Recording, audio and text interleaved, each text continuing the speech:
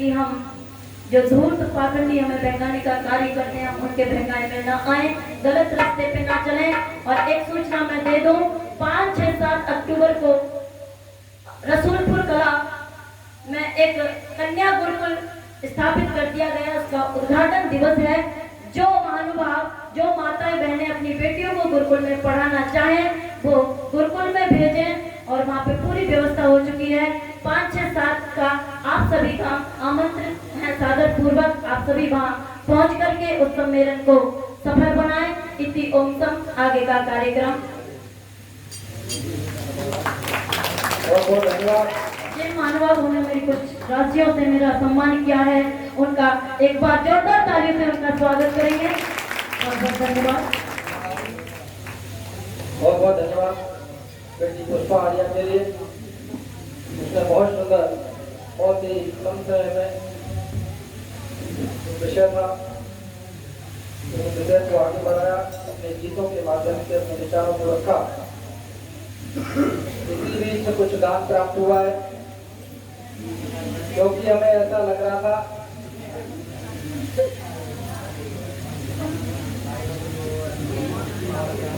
जब इस कार्यक्रम का आयोजन किया गया, माता जी से निवेदन करूंगा तो कृपा करके मंच पर आ जाए।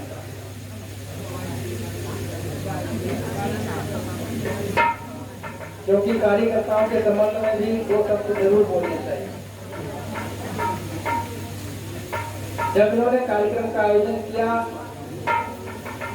उस समय इनके मन में बहुत उत्साह था, लेकिन चलते चलते जब कार्यक्रम का समय नजदीक आया और बरसात जैसे ही श्राद्ध लगे और वर्षा शुरू हुई, और जब वर्षा इतनी अधिक हुई कि कार्यक्रम का जब 1 दिन रह गया था उस दिन तक भी बरसात बंद नहीं हुई।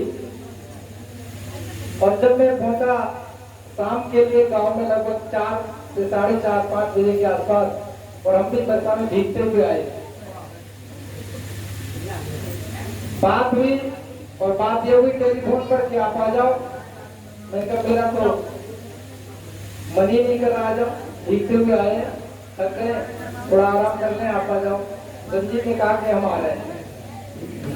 जब ये लोग पहुंचे, मेरे पास मिलने के लिए जा रहे थे, लेकिन दूसरी जगह चले गए, और जब वहां पहुंचे तो बरसात तेज हो गई, मेरे पास ही नहीं पहुंच पाए। सही प्रवीण का फोन पहुंच गया बीच में। उसने कहा आचार्य जी ये तो कार्यक्रम को पोस्टपोन कर रहे हैं क्योंकि मौसम बहुत खराब है, और ऐसे में कार्यक्रम कैसे होगा, आपका क्या मत है? मैंने कहा कोई बात नहीं, मैं सुबह आता हूँ और जैसे भी होगा बात करेंगे। जब हम लोग यज्ञ में बैठे थे, गिनती के 4 से 5 लोग ही थे पहले दिन, और यज्ञ जो हुआ तो जो हमारा शिव मंदिर है पास में, उस मंदिर पर यज्ञ रखा था। उस दिन माइक भी नहीं था, कोई व्यवस्था नहीं थी, और साधारण रूप से यज्ञ हुआ।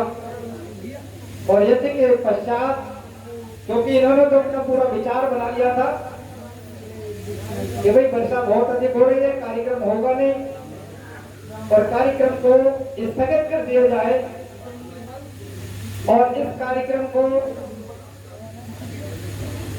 हम मार्च के महीने में करेंगे। और मार्च के महीने में जब कार्यक्रम का इन्होंने विचार बना लिया कि कार्यक्रम केवल इतना करेंगे बिना माइक के, केवल हम 3 दिन यज्ञ करेंगे और कार्यक्रम को आगे बढ़ा रहे। मार्च में ऐसा इन्होंने बना लिया विचार। सबसे राय ली गई, यज्ञ के बाद में हम लोग बैठे, मैंने कहा भाई अपना अपना विचार सब लोग दें। तो कुछ लोगों का अपना मतलब यही था कि कार्यक्रम को पोस्टपोन करके आगे मार्च नहीं किया जाए। कुछ लोगों का विचार ये था कि जब एक बार प्रचार प्रसार हो गया है, और विशेषकर प्रवीण के ये शब्द थे, उसने ये कहा कि जब प्रचार प्रसार हो गया है कार्यक्रम का सब जगह, और अगर कार्यक्रम को स्थगित करते हो तो इसका एक गलत संदेश जाएगा, तो क्यों ना हम कार्यक्रम की रूपरेखा को बदल लें, लेकिन कार्यक्रम को हम अवश्य ही करें। जब ये विचार आया तो मैंने भी उसमें सहमति दी। तो फिर कैसे किया जाए? फिर टेलीफोन घुमाए गए, जो रूपरेखा थी बदल दी गई। माता जी से बात हुई, माता जी ने कहा आश्रम में है। मैंने कहा, बोले कब आना है? मैंने कहा आज ही आना है। तो कहते मैं तो आश्रम पढ़ूंगी, घर जाऊंगा, घर जाकर के तब बताऊंगा। ठीक है। वीरपाल जी से बात हुई, पंडित उदयराम जानी जी बैठे, उनसे भी बात हुई। सबसे बात होने के पश्चात जहां जहां हमने बात की वहां से हमें हाँ मिली। कहीं से ऐसा नहीं मिला कि हम नहीं आए। और ये डिसाइड किया गया, ये निर्णय लिया गया कि भाई कार्यक्रम को हम करेंगे, चाहे भले ही कुछ हो, कितनी भी वर्षा हो। अब स्थान की बात आई कि अगर हम पंडाल लगाते हैं तो वर्षा में कैसे कार्यक्रम कर पाएंगे। तो मैंने इनको प्रस्ताव ये दिया कि आपके पास ये जगह है, दो जगह थी हमारे पास ऐसी। एक वो बच्चा जो रमन बैठा है, क्योंकि उसके पिताजी तो आज हमारे बीच में नहीं है, लेकिन उनकी बहुत लगन थी आर्य समाज के प्रति। और वो आर्य समाज का इतना प्रचार प्रसार, दुकान पर सामान बेचते बेचते ही कर देते थे। इतना प्रचार हम लोग गाँव में जाकर नहीं करते, उतना वो हर समय करते रहते। एक उनके पास जगह थी जो उनका विद्यालय चलता है, दूसरा इनके पास जगह थी जो इनका विद्यालय चलता है। तो यही प्रस्ताव रखा गया कि भाई कार्यक्रम को हम अंदर कर लें। अब इन्होंने कहा जी इसमें तो पूरे में कहीं चौखट रखी है, कहीं पलंग रखे हैं, कहीं कुछ रखा है, और ये आनाकानी कर रहे हैं। भोजन कहाँ बनेगा, विद्वान कहाँ ठहरेंगे, कैसे कार्यक्रम होगा। मैंने इनको कहा देखो आप 2-3 लेबर कर लो एक्स्ट्रा, और उसके पैसे तेजपाल जी बैठे, मैंने कहा मैं दे दूंगा, और ये सारे सामान को निकाल के यहाँ से हटाइए। कहने नहीं आप क्यों लोगे, पैसे हम देंगे, ऐसी कोई बात नहीं, हम सब लोग लगे थे। सब लोग लगे, इस हॉल को खाली कराया गया और फिर इस कार्यक्रम का आयोजन विधिवत रूप से किया गया। भले ही उन प्रारंभ के 2 दिनों में हमारी संख्या थोड़ी कम रही, लेकिन फिर भी क्योंकि जिस समय कार्यक्रम में आने का समय होता था तो वर्षा शुरू हो जाती थी। इधर से बाइक से जाते थे तो भीगते हुए चले गए, उधर से आने का समय हो रहा है, फिर वर्षा आ गई। फिर थोड़ी गाड़ियों का भी सहारा लिया, 2-3 गाड़ियां ऐसी की कि उनसे भर भर करके लोग आते रहे, और ये कार्यक्रम विधिवत रूप से आज इसका अंतिम दिवस है।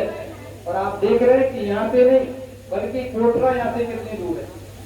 कोटरा से, पतरिया से, कनौजपुर से, नवाबगंज से, कहां से लोग पहुंचे हैं रात्रि में, क्योंकि आज का जो मौसम था वो बहुत अच्छा रहा है। तो अंतिम दिवस में आज अंतिम सभा चल रही है। तो मैं कार्यकर्ताओं के लिए एक ही बात कहना चाहता हूं, वो ये है कि हम लोग तो आपके परिवार के ही सदस्य हैं। हम 2 लोग ऐसे हैं, एक मेरे गुरुवर और एक मैं, कि जब भी आप आवाज दोगे तो हम लोग आपके साथ आधी रात कार्यक्रम के लिए खड़े। चाहे धन की आवश्यकता होगी धन देंगे, कहीं से दान मांगने की जरूरत होगी तो दान मांगेंगे, जितनी भी मेहनत के लिए कहोगे करेंगे, लेकिन कार्यक्रम को कभी भी छोड़ना नहीं। आज ये संकल्प ले लें कि कार्यक्रम भले ही आप छोटा कर लें, लेकिन बीच में कई साल नहीं बीतने चाहिए। कई साल बाद एक बार कार्यक्रम हो जाए तो क्या लाभ, हर वर्ष करें। हमारे आदरणीय नेताजी बैठे हैं, वो भी मैं देख रहा हूं कि दोनों पति पत्नी इस बार उनकी बहुत लगन रही है, और पूरा तीनों सभाओं में उन्होंने समय दिया है। यज्ञ में भी दोनों पति पत्नी आए हैं, दोपहर की सभा में और सायंकालीन सभा में भी। हमारे प्रधान जी तो इतने बुजुर्ग हैं और वो इस एज में भी प्रतिदिन यज्ञ में आए हैं, मैं देखता हूँ, और अन्यत्र सभाओं में भी वो आते रहे। तो प्रधान जी का पूरा परिवार रहा है, क्योंकि उनके बच्चे को पकड़ा है हमने पूरा। आप बैठने के लायक हैं, आप बैठेंगे तो आपके बैठने से ही कार्यक्रम की शोभा है, लेकिन हमें काम करने वाला भी व्यक्ति चाहिए, और वो हमारे साथ में जुड़ा है इस बार प्रवीण। और प्रवीण ने पूरे बैंक के कार्य को छोड़ करके 3 दिन पूरे इस कार्यक्रम को दिए। वो लगा रहा है, हमारे साथ बैठा है पीछे। रवन जो है वो कहते हैं कि मील का पत्थर होता है, यानी जो ईंट सबसे नीचे लगाई जाती है जब मकान का निर्माण करते हैं, तो एक ऐसी ईंट होती है जो सबसे नीचे लगा देते हैं और उसके ऊपर पूरा मकान खड़ा हो जाता है। ऊपर का मकान तो सबको दिखाई देता है, लेकिन नीचे की ईंट किसी को दिखाई नहीं देती है। वो ठीक उसी प्रकार से है। उसने इतनी मेहनत की है, बरसा में भी भाग करके। हमारे मुकेश भगत जी बैठे, वो भी यहाँ से बाहर रहते हैं उन्नौर में, और उन्होंने भी अपनी जो वहाँ पर नौकरी है, उनकी जो जॉब है, वहां से छुट्टी लेकर के 3 दिन वो भी लड़ी, पूरी तन्मयता के साथ में रहे। साथ ही योगेश आर्य, उसने भी बहुत मेहनत की है। साथ में जहाँ जहाँ आपको जरूरत पड़ी बधाइयों से लेकर के जहाँ भी आप गए लोगों से मिलने, वो भी आपके साथ कंधे से कंधा मिला करके लगा रहा है। और फिरोजपाल आर्य वो कार्यक्रम में तो नहीं, लेकिन उनके बच्चे पूरी तरह से कार्यक्रम में हैं और वो आए और पहले ही वो अपना 2100 रुपये का दाम देकर के गए। भाई एक जी बैठे, सब अपना अपना काम छोड़ करके आए। ये भी दिल्ली में ही अपना कार्य करते, अपनी कार चलाते, लेकिन इन्होंने भी 3 दिन के लिए सारा कार्य उनका छोड़ करके और इधर लगे हैं। दोनों समय एक दिन में 6 चक्कर करते। एक बार इनको लाते हैं, क्योंकि जो पुष्पा बेटी है उसके साथ में इनकी बेटियां पड़ी हैं, तो आपस में वो सहेली है, तो उनके यहाँ जाकर के वो रुक जाते हैं। तो वहां से 6 बार, एक बार 3 बार लेकर के आना, फिर 3 बार फिर पहुंचाना। और बरसा में वो लगे रहे बाइक से ही, गाड़ी से कम आए, लेकिन बाइक से ज्यादा है। तो इसलिए मैं उनका भी धन्यवाद करता हूँ। और जितने भी ये कार्य करता है, साथ ही हमारे ऐसे जो हमारा विद्यालय चल रहा है प्रधान जी के यहाँ, सरस्वती विद्या मंदिर, उसके जो आचार्य हैं धर्मेंद्र जी, वो पहली बार आर्य समाज के कार्यक्रम से जुड़े और सब बच्चों को लेकर के आए। उनको हमने बोलने का भी अवसर दिया, वो बोले भी, और उनके मन में एक प्रेरणा उठी। उन्होंने कहा कि मैं जितने भी जो विद्वान बुलाए हैं आपने, उन सब विद्वानों का सम्मान करना चाहता हूँ। तो उन्होंने शायद पीत वस्त्र मंगाए हैं, तो वो मेरे पास उनका टेलीफोन आया था और वो अभी कहीं चले गए थे, वो आ रहे हैं रास्ते में, तो वो सम्मान करेंगे सभी विद्वानों का। साथ ही और भी किसी की ओर से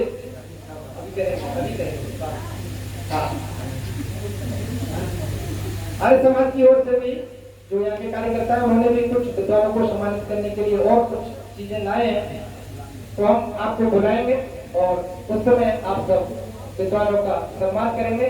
क्योंकि ऐसी विषम परिस्थिति में भी वो हम सबके बीच में आए और आपको समय दिया, बहुत सुंदर सुंदर विचार दिए। इसके लिए उनका हृदय की गहराइयों से अभिनंदन करता हूँ।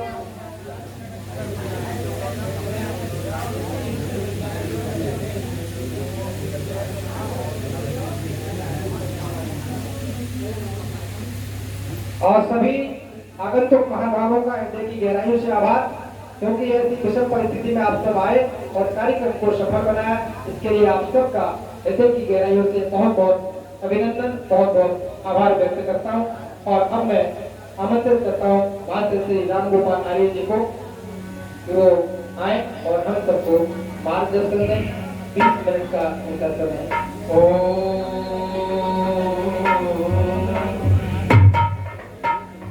स्वस्ति पंथा